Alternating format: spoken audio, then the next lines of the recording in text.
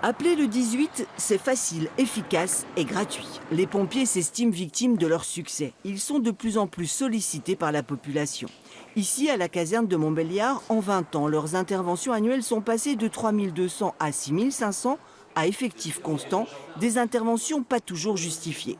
Ces missions-là nous polluent par rapport à notre cœur de métier. Pendant qu'on fait ces missions-là, on ne peut pas faire des vraies missions d'urgence. La personne qui fait son infarctus, elle aura peut-être un délai d'intervention plus important parce que pendant que les ambulances font les maux de ventre ou les personnes piquées par les poissons-chats ou par une guêpe, eh bien, on ne peut pas aller faire l'infarctus tout de suite.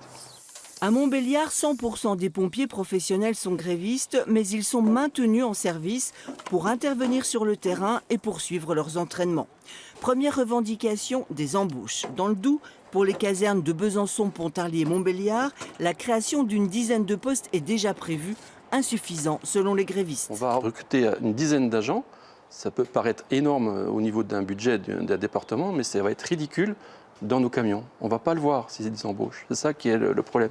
Donc l'État devrait assumer ses responsabilités et par le biais de subventions exceptionnelles, aider les départements à recruter des pompiers professionnels et surtout à régler ce problème de régulation au niveau du SAMU pour qu'ils arrêtent de nous engager sur des missions qui ne sont pas les nôtres. Ils demandent également une augmentation de leur prime de risque d'environ 80 € par mois.